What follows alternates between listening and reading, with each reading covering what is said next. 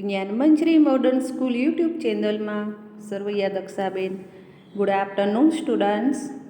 ધોરણ 5 વિષય સૌની આસપાસ. આપણે 1 થી 21 પાઠ પૂર્ણ કર્યા છે.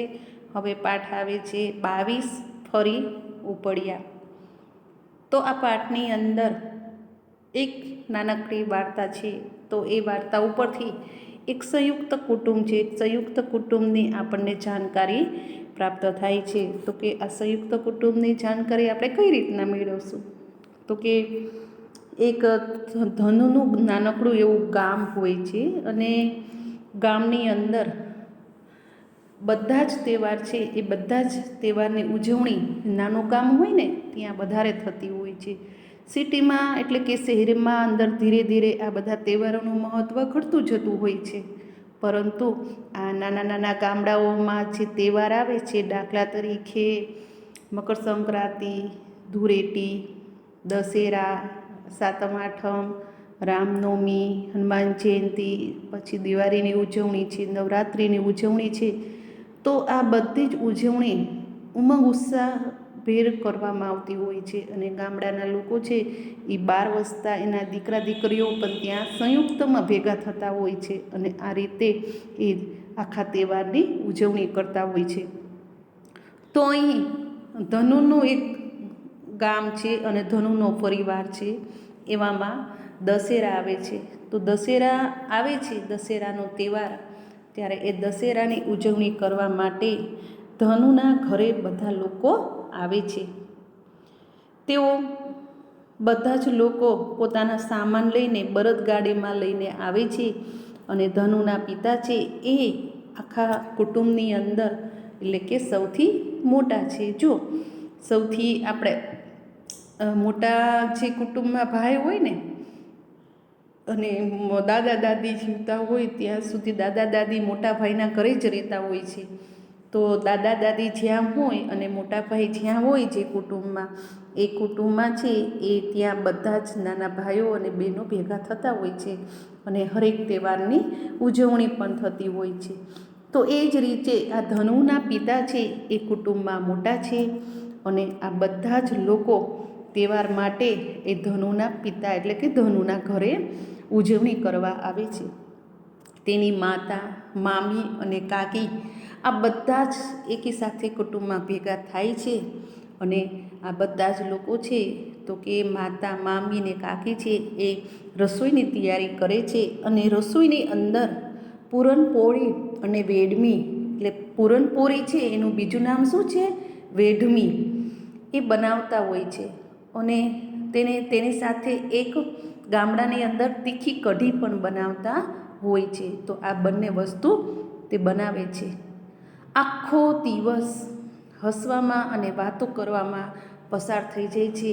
દિવસ ક્યાં પસાર થઈ જાય છે એ કોઈને ખબર પડતી નથી. પરંતુ સાંજ પડે છે અને બધાના મૂડ છે એ એકદમ બદલાઈ જાય છે. જો અહીંથી વાર્તાની અંદર પરિવર્તન આવે છે. એકાએક સાંજ પડે છે અને આખા દિવસનો જે ઉમંગ ઉત્સાહ હતો એ છે એ મૂડ છે એનો એ સાંજ પડતા બદલાઈ જાય છે. સ્ત્રીઓ અને બાળકોએ તેમાં સામાન બાંધવાનું ચાલુ રાખ્યું. જે લોકો બધા આવ્યા હતા તે બધા જ લોકો તેનો સામાન બાંધવા લાગ્યા. પુરુષો મુકાદમ સાથે બેઠા હતા. મુકાદમ એટલે કે પ્રતિનિધિઓ, ગામડાની અંદર જેને કહેવાય છે ને કે સરપંચ હોય ને મેન નેતા હોય ને આ બધા તો ચોરો ભરાય. તો આ ચોરા સાથે બધા ત્યાં બેઠા હતા. અને રવિવારે લીધેલી લોનની વિગતો પણ આપતા હતા. અને આ જે પ્રતિનિધિઓ બહારથી આવ્યા હતા ને એ લોકોએ જે લોન લીધી હતી, ગામના લોકોએ જે લોન લીધી હતી એની એક પછી એક લોકોને વિગત આપતા હતા. આગળના થોડાક મહિના વીતી ગયા પછી મુકાદમ ગામ લોકોને આગળના 6 મહિના તેઓને કયા વિસ્તારમાં જવાનું રહેશે તે સમજાવતા હતા. હવે મુકાદમ એટલે કે મુકાદમને જે લોકોએ લોન લીધી હતી એના મેઇન વ્યક્તિ એટલે કે એ જે લોનના મેઇન સાહેબ હતા એ બધાને મહિના જે લોન લીધી હતી અને 6 મહિનાની લોન પૂરી થઈ જાય છે પછી એ લોકોને ફરી ક્યાં જવાનું છે એના વિશે માહિતી આપતા હતા. આગળના થોડાક મહિનાઓ માટે વાત થઈ. મુકાદમ ગામ લોકોને આગળના 6 મહિના તેઓ કયા વિસ્તારમાં રહેવાનું છે તે સમજાવતા હતા. તેઓના ખર્ચા માટે થોડા પૈસાની લોન આપે છે. ધનુને યાદ છે કે આ નિયમિતપણે થતું રહેતું હતું. હવે ધનુને આ બધી જ ખબર પડતી હતી કે જે લોકો લોન લે છે એ લોન આપે અને એના જે અમુક જે ખર્ચો હોય છે એ ખર્ચા માટે પણ લોન આપતા હોય છે અને પૈસાની લોન આપે એટલે આ નિયમિતપણે હપ્તા ભરવાના અને નિયમિતપણે 6 મહિના પૂરા થાય એટલે એક ગામ છોડીને બીજે ગામ જવાનું હોય છે. અહીંયા ચિત્ર આપ્યું છે, તમે જુઓ વિદ્યાર્થી બેટા. ચિત્રની અંદર મામા, માસી, ભાઈ, બહેન, માસી, મમ્મી બધા રસોઈમાં તલ્લીન છે. હવે આપણે શિક્ષક માટે જોઈએ તો વર્ગની અંદર પૈસા ઉછીના લાવવા, લોન, દેવું અને મુકાદમા જેવા મુદ્દાઓ વિશે વાત કરવાની છે કે રોજિંદા જીવનની અંદર આપણે ઘણા બધા ઉદાહરણ લઈ શકીએ છીએ. તો કે દાખલા તરીકે જ્યારે આપણે પાસે પૈસા ન હોય, આપણા બેલેન્સ એટલે કે આપણી પાસે ઘણીવાર પૈસા હોતા નથી. રોજિંદું જીવન તો ચાલ્યું જાય છે પરંતુ આપણી ઘર બેલેન્સ નથી હોતું. ત્યારે ઘણીવાર અચાનક કોઈક એવી મોટી બીમારી આવી જાય છે યા ધંધા હોય તો ધંધાની અંદર મોટી ખોટ આવતી હોય છે. ત્યારે પૈસાની ખૂબ જ જરૂર પડે છે અને જ્યારે પૈસાની જરૂર પડે છે ત્યારે આપણી પાસે આપણા કુટુંબના પાસે પણ પૈસા ન હોય અથવા હોય તો પણ એ લોકો આપતા ન હોય ત્યારે આ આપણે ઉછીના પૈસા બીજા પાસેથી લેવા પડે છે અથવા બેંકમાંથી લેવા પડે છે. અને આ ઉછીના પૈસા લીધા હોય અથવા લોન લીધી હોય તો એક જાતનું આપણી માથે દેવું થતું હોય છે. અને આ દેવું છે એ આપણે બેંકમાં લોન લીધી હોય તો કદાચ દર મહિને હપ્તા ભરીને વ્યાજ સહિત આપણે એને ચૂકવણી કરતા હોઈએ છીએ. એ રીતે અહીંયા આ ખેડૂતો છે એક મુકદ્દમા સાથે ચર્ચા કરીને લોન લીધી છે એ પછીની ચર્ચા કરે છે. હવે વરસાદની ઋતુથી દશેરા સુધી ધનુનો પરિવાર તો મોટા ખેડૂતની જમીન ઉપર કામ કરે છે. જો દશેરાની ઋતુ એટલે કે નવરાત્રિનો છેલ્લો દિવસ હતો ત્યારથી કે વરસાદની ઋતુથી લઈને દશેરા સુધી ધનુનો પરિવાર છે એ ખેડૂતોની જમીન ઉપર કામ કરે છે. અને બીજા ઘણા બધા એવા પરિવાર હતા કે જમીન પર કામ કરે છે ત્યારે મહિનામાં પૂરતા પૈસા પણ કમાઈ લે છે. જ્યારે વ્યક્તિ ખેડૂતો છે કે પોતાની પાસે જમીન નથી હોતી ત્યારે એ બીજાના જમીન ઉપર પોતે વાવણી કરીને 2-3 પાક લઈને પોતાના વ્યાજ ઉપર દાણા લાવીને એની ઉપર ખેડૂત છે એ ખેતી કરે છે અને પછી એ ખેતીમાંથી જ્યારે આવક આવે ત્યારે એ લોકો આ લોનની ભરપાઈ કરતા હોય છે અને એમાંથી જે કંઈ વધ્યું હોય એમાંથી પોતાનું ભરણ પોષણ કરતા હોય છે. તો એવામાં જોતામાં અમુક જે લોનના મહિના હતા એ પૂરા થઈ જાય છે અને મહિનામાં પૂરતા પૈસા પણ એ લોકો કમાઈ લેતા હોય છે. જ્યારે વરસાદ ન હોય ત્યારે ખેતરોમાં કામ પણ ન હોય ત્યારે બાકીના 6 મહિના કેવી રીતે નિભાવવા? હવે આખા વર્ષની બધી જ ઋતુઓ આવી સરસ લેવા જતી હોય છે પણ ઘણીવાર ચોમાસામાં બિલકુલ વરસાદ નથી આવતો ત્યારે આવી પાકની ઋતુમાં ચોમાસામાં જ્યારે વરસાદ ન હોય ત્યારે અમુક પાક છે એ ઉગાડવામાં આવે છે પણ વરસાદ ન હોવાથી એ પાક છે એ પૂરેપૂરો થતો નથી અને બાકીનો પાક છે એ પણ સુકાઈ જતો હોય છે. તો આવા 6 મહિનાની અંદર આ ધનીનો પરિવાર છે એ કઈ રીતના કાઢે? 6 મહિના તો ખેતીમાંથી પસાર થઈ જાય છે પણ 6 મહિના પછીના જ દિવસો આવે છે વરસાદ ન હોય ત્યારે દરેક ખેડૂતોની હાલત ખરાબ હોય છે. તો આ મુકાદમા પાસેથી જે ઉછીના પૈસા આવી પરિસ્થિતિમાં જ્યારે ખેડૂતો લે છે જ્યારે એ પૈસા પરત આપવા તેઓએ મુકાદમ માટે કામ કરવું પડે છે. જ્યારે આ ખેડૂત છે એ ખેતી 6 મહિના સુધી ખેતી ન થાય અને ખેતી ન થતી હોય ત્યારે કોઈ પાસેથી ઉછીના જે પૈસા લે છે અને એ ઉછીના પૈસા લે છે અને ત્યારે આ ખેડૂતો પોતાના હપ્તા અથવા પૈસા પાછા નથી આપી શકતા, ત્યારે મુકદ્દમાનું જે કામ ખેડૂતને સોંપે તે કામ મુકદ્દમા કરે આપેલું કામ છે એ ખેડૂતોએ કરવું પડે છે. તો આ મુકદ્દમા એટલે એક એવો મેઇન વ્યક્તિ હતો કે નેતા ગણો કે ગામ પંચાયતનો સરપંચ ગણો કે જે પોતે મૂડીદાર છે કે પૈસાદાર છે તે. તો એ લોકોએ બધાને કીધું કે શેરડીની ફેક્ટરીનો પ્રતિનિધિ છે પોતે અને શેરડીની ફેક્ટરીમાં કામ શોધવામાં મદદ કરે છે.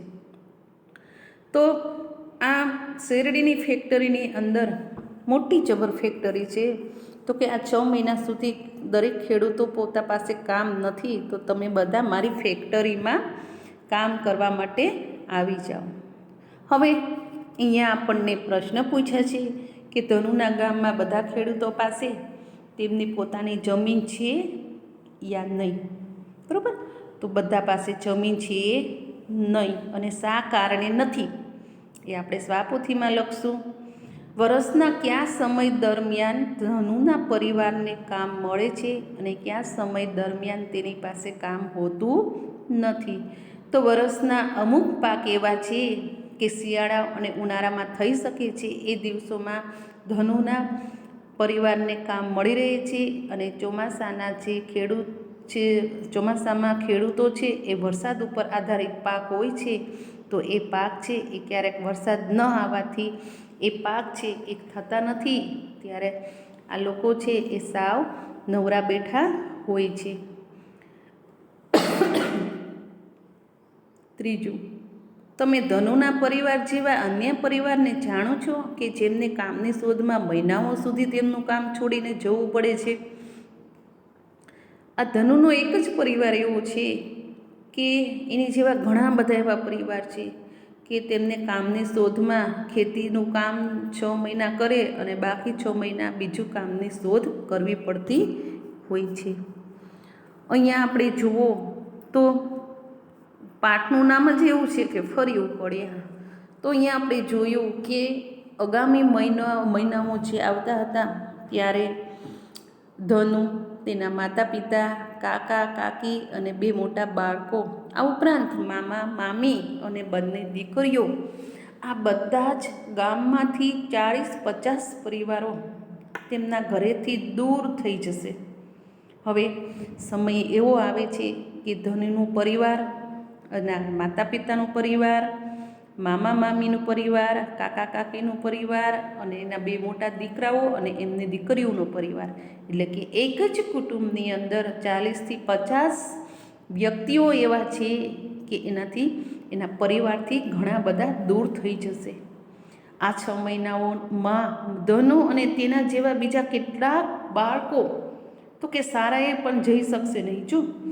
જો કે જ્યાં પરિવાર છે ત્યાં જ બાળકો હોય છે, પરંતુ આ પરિવાર છે એક ગામ છોડીને બીજે ગામ જવા માટે જવું પડે એવું છે. ના છૂટકે એને પોતાના ભરણ પોષણ માટે જવું પડે, એટલે આ કુટુંબના જે બાળકો છે એ ભણતા હોય છે, એ પણ 6 મહિનાનો અભ્યાસ એને છોડવો પડતો હોય છે.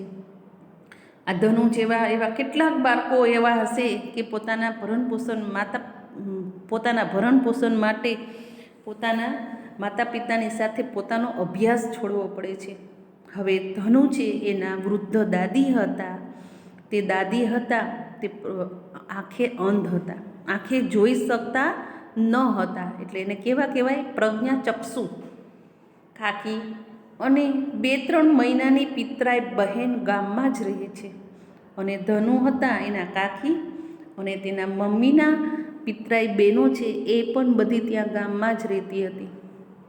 બીજા ઘરોમાં જોઈએ તો વૃદ્ધો અને બીમાર માણસો પણ ગામમાં રહેતા હતા. પોતાનો એકનો પરિવાર ન હતો, બીજા ઘણા બધા પરિવાર એવા હતા કે એ પરિવારની અંદર કેટલાક વૃદ્ધ લોકો હતા અને કેટલાક બીમાર માણસો પણ કુટુંબમાં હતા. આ ધનુ અને દાદી માને ખૂબ જ યાદ કરે છે. હવે જ્યારે ધનુનો પરિવાર છે એ ગામ છોડીને જાય છે ત્યારે એ પોતાની દાદીમાને અને દાદાને ખૂબ જ યાદ કરે છે. ધનુ છે એ નાનો બાળક છે એટલે એના મનની અંદર એક લાગણી હતી અને એને ખૂબ જ લાગી આવે છે કે હવે હું તો જતો રહીશ હંમેશ માટે, તો મારી દાદીની સંભાળ કોણ લેશે? ધનુ તેનું શું કરી શકે છે જો હવે, પરંતુ ધનુ કરી પણ શું શકે? ધનુ છે એ બહુ નાનું છે, 12-13 વર્ષનો છે. એને ખબર પડી કે હવે પોતે એક ગામથી બીજે ગામ માતા પિતા સાથે જતો રહેવાનો છે. ત્યારે તેને થયું કે ગામમાં જેટલા લોકો બીમાર છે, મોટી ઉંમરના વૃદ્ધ દાદા દાદીઓ છે, તેની સંભાળ કોણ લેશે? આવી રીતના ધનુને આમ પોતાને અંદરથી લાગણી ઉદ્ભવે છે. અહીંયા આપણે પ્રશ્ન આપ્યા છે કે ધનુનો પરિવાર અને ગામના કેટલાક લોકો કામ શોધવા માટે પોતાનું ગામ છોડી દેશે, પરંતુ કેટલાક લોકો ગામમાં રહેશે. આવું શા માટે બન્યું હતું? હવે આપણને ખબર છે કે કેટલાક લોકો છે એ એક ગામ છોડીને બીજે ગામ પોતાનો ભરણ પોષણ માટે એક ગામ છોડીને બીજે ગામ ધંધો કરવા માટે જાય છે. તો કેટલાક વૃદ્ધ દાદા દાદીઓને બીમાર લોકો છે એ આ ગામમાં જ રહે છે, કારણ કે પોતાના જ વાડીઓ ખેતર અને ઘર બાર છોડીને સાવ જતા નથી. ધનુ અને બીજા ભણતા બાળકો 6 મહિના માટે ગામ છોડીને જતા રહેશે, તો ગામની શાળામાં શું થશે? જો ગામના લોકો છે આવી રીતના 6 મહિનાના મુકદ્દમાના ઓર્ડર પ્રમાણે આ બધા જ ખેડૂતો છે એટલે કે એ 6 મહિના માટે એક ગામ છોડીને બીજા ગામમાં જાય છે. તો ગામડાની અંદર તો શાળા છે, તો શાળા સાવ નાની હોય છે, 1 થી 7 ધોરણની હોય છે અથવા 1 થી 5 ધોરણ હોય, સાવ પ્રાથમિક લેવલની હોય છે. એક તો સંખ્યા પણ નાની હોય છે. ગામડાની દ્રષ્ટિએ જુઓ તો સંખ્યા ગામડાની ઓછી હોય છે, તો કે વિદ્યાર્થી પણ ઓછા હોય છે. તો આ બધા જ વિદ્યાર્થી થોડા ઘણા છે એ બધા જ 6 મહિના માટે ગામ છોડીને જતા રહેશે, તો આ ગામની શાળાનું શું થશે? તમારા ઘરમાં જ્યારે બાકીના સભ્યો કામથી બહાર જાય છે ત્યારે વૃદ્ધ અને બીમાર સભ્યો માટે આપણે શું વ્યવસ્થા કરવામાં આવે છે? તો જ્યારે આ બધા જ લોકો બહાર જાય છે ત્યારે કહેવામાં આવે છે કે એક ઘરના મોટા વડીલ છે, દાદા દાદી અને આ બધા જ વૃદ્ધ લોકો છે અને બીમાર વ્યક્તિઓ છે, તો એની માટે આ લોકો શું વ્યવસ્થા કરીને જાય છે? બરાબર. હવે દશેરા આવ્યા છે અને દશેરાનો દિવસ છે એ પૂરો થતો જાય છે અને પછી આવે છે ઉજવણી દિવાળીની.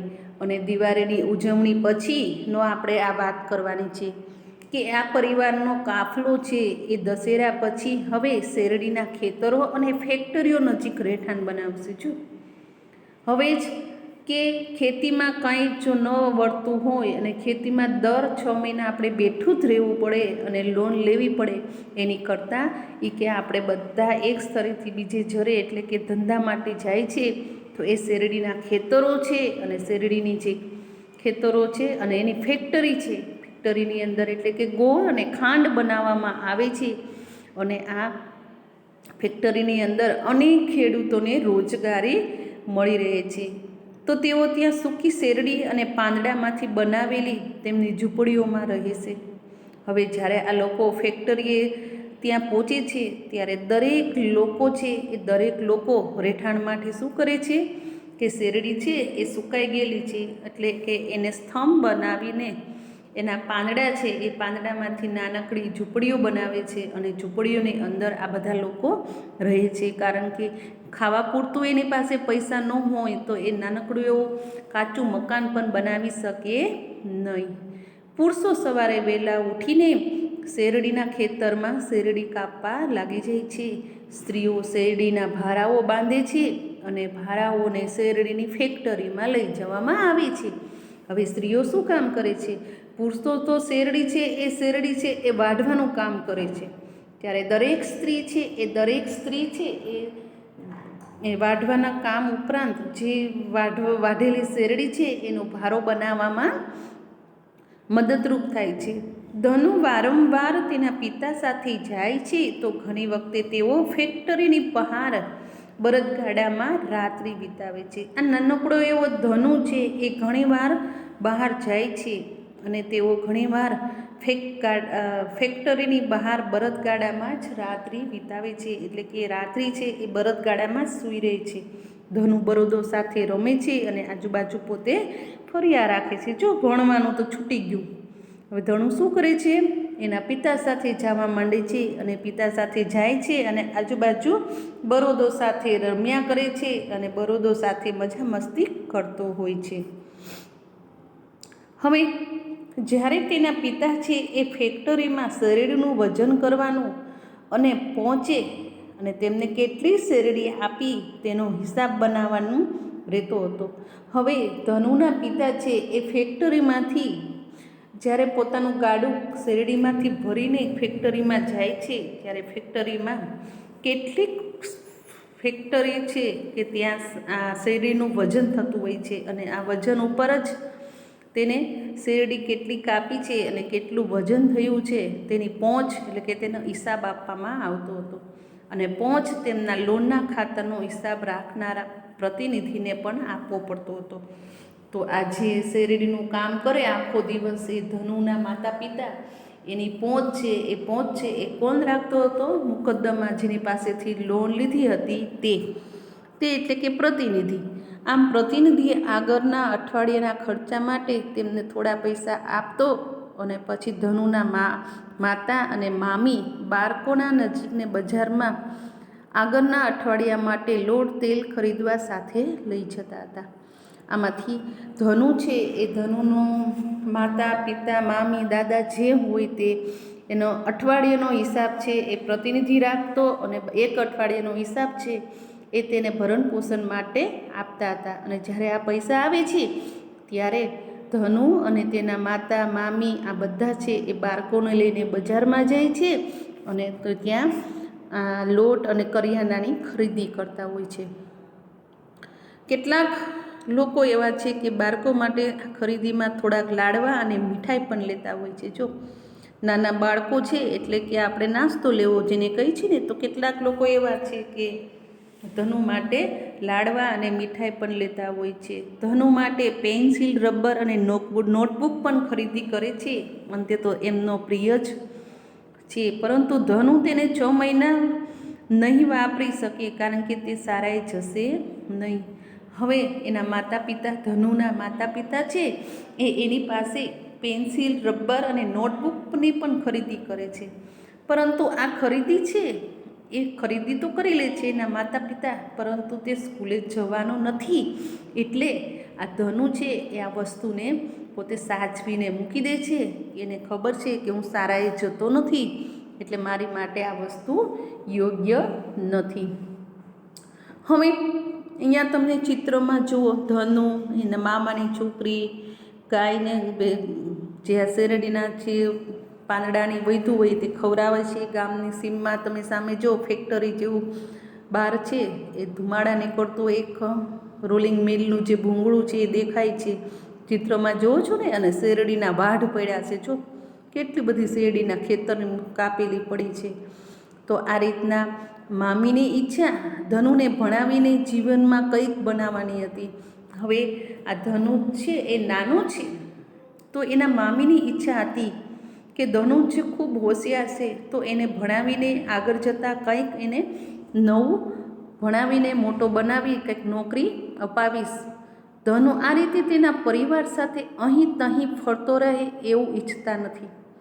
હવે એના માતા પિતા અને ધનુના મામી કાકા બધાને ચિંતા થવા લાગી કે આપણી પરિસ્થિતિને કારણે એક ગામથી બીજી ગામ જવા માટે આ ધનુ છે એ આપણી સાથે હેરાન થાય છે. પરંતુ આ ધનુ છે એની જિંદગીનો સવાલ ઊભો થાય છે કે ધનુ છે જો આપણી સાથે અહીં તહીં ફરતો રહેશે તો એ ભણશે ક્યારે અને ભણી પણ શકશે નહીં અને એની જિંદગી પણ ખરાબ થશે. તો તેના મામા અને મામી તેના માતા પિતાને કહે છે કે જ્યારે ફરી આપણે દશેરા પછી ગામ છોડવાનું થાય ને ત્યારે ધનુને તેની દાદી અને કાકી સાથે ત્યાં જ મૂકીને આવીશું. આમ ગામના બીજા બાળકોની જેમ તે શાળાએ જશે અને તેને ભણવાનું ચાલુ રાખશે. તે આગળ આપણે ભણશે અને કંઈક બનશે એવી એની ઈચ્છા હતી. એટલે હવે ધનુને શું થયું છે કે જો કે આપણે આગળ જઈએ, બીજી વાર જ્યારે દશેરા આવે અને આગળ જવાનું થઈએ ત્યારે ધનુ છે એ ધનુને આપણે દાદા દાદી પાસે રાખીશું, એટલે કે એ પણ ભણવાનું એનું ચાલુ રહે અને આગળ જો કંઈક ભણશે તો એ કાંઈક કરશે. હવે અહીંયા જુઓ, ઘણા બધા પરિવારમાં બાળકો એવા છે કે નશીલા માદક પદાર્થો જેવા કે આદતો અને ટેવોનો સ્વીકાર બની જાય છે. સમયસર તેનાથી બચવા માટેના કામ કરવા જોઈએ, પણ એ કામ પોતે કરી નથી શકતા. એટલે આ જે નાના બાળકો છે એ પણ એ ત્યાં બગડતા જોવા મળે છે અને પોતાની જિંદગી છે એ ત્યાં એની નકામી બની જતી હોય છે. હવે અહીંયા જુઓ તો મામી શા માટે ઈચ્છે છે કે ધનુનું આખું વર્ષ શાળાએ જાય અને ભણે? એના મામીએ પ્રશ્ન પૂછ્યો છે કે ધનુ શા માટે આખું વર્ષ શાળાએ જાય અને ભણે? હવે મામીને વિચાર આવ્યો કે જો ધનુ આખું વર્ષ આવી રીતના જ આમ અહીંથી ત્યાં ત્યાંથી પેલા ગામ એમ ફરશે તો એ પોતે ભણી શકશે નહીં અને પોતાની જિંદગી ખરાબ થઈ જશે, એનું બાળપણ બગડી જશે. એટલે એના મામી છે એને એવું લાગ્યું કે આખું વર્ષ એ ભણે એ બધું સારું છે. જ્યારે તમે લાંબા સમય માટે શાળાએ જઈ શકો તેમ ન હોય તો શું થાય? હવે આપણે જ વિચાર કરો કે આપણે નાના છીએ, બરાબર? તો આપણે લાંબા સમય સુધી જ્યારે શાળાએ ન જાય તો ધીમે ધીમે આપણી જે યાદશક્તિ છે એ યાદશક્તિ ધીરે ધીરે ઘટવા લાગે. કારણ કે આપણે નિયમિત રીતે જે શાળામાં આવીએ છીએ, જે વિષયો ભણીએ છીએ, જે કાંઈ શીખીએ છીએ એ તમે ઘરે રહીને અથવા એ ધીરે ધીરે ધીરે એમાં ટેવ છે એ બધી છૂટતી જાય છે ને અમુક સમય એવો આવે છે કે તમને ભણવાનું પણ ગમતું નથી અને તમારામાં આળસ પણ આવી જાય છે. ધનુને તેના ગામના લોકો સાથે ગામ છોડીને જવું પડે છે. તે સમયે કોઈ સગવડ કરી શકાય કે જેથી ધનુ તેનું ભણવાનું ચાલુ રાખે? અને કેવા પ્રકારની, શું તમે કોઈ એવી નોકરી કામ વિશે જાણો છો કે જેના લીધે લોકો તેમના પરિવારથી ઘણા મહિનાઓ સુધી દૂર રહે? આમ પુસ્તકમાંથી ઉદાહરણો જુઓ અને લખવાના છે. જો આ બધા આપણે સ્વાપોથીમાં જ બધી વસ્તુ કરવાની છે, કારણ કે અહીંયા આપણે એકેય વસ્તુ કરવાની નથી. અહીંયા આપણને કોષ્ટક આપ્યું છે.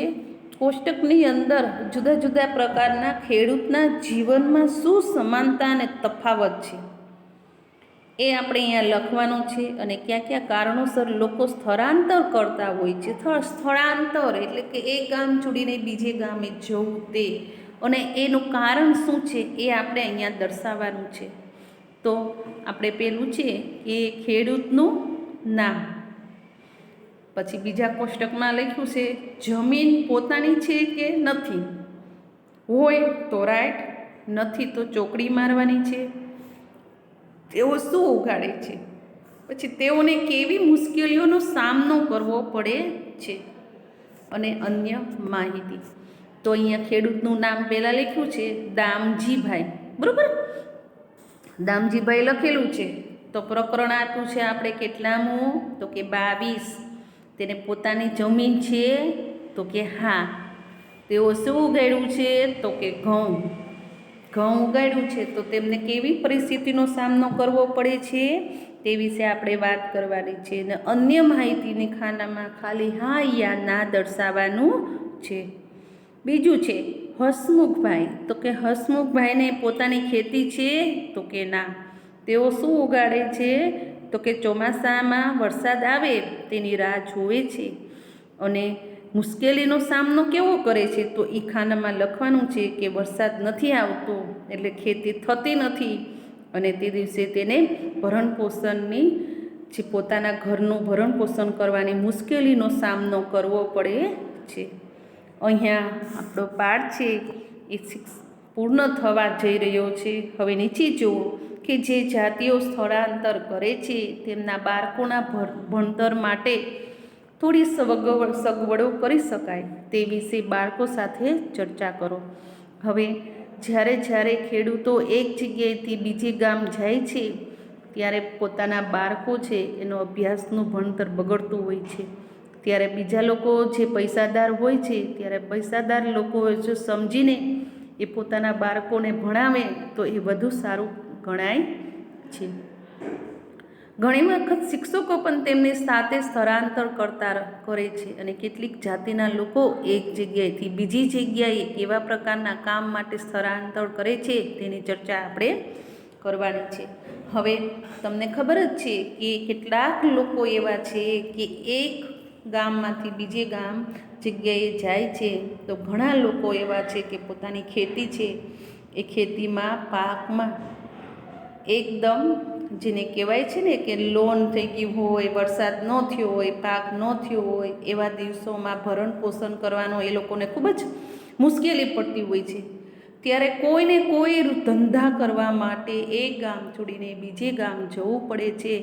એટલે કે આવી રીતના કેટલીક એવી જાતિઓ છે કે એક ગામ છોડીને બીજે ગામ જતી હોય છે. હવે આપણો પાઠ છે એ અહીંયા કમ્પ્લીટલી પૂર્ણ થઈ રહ્યો છે. હવે પછીના લેક્ચરમાં આવશું ત્યારે પાઠ છે એ 23મો આપણે અમે ગુજરાતી એ પાઠ આપણે લેવાનો છે. અસ્તુ.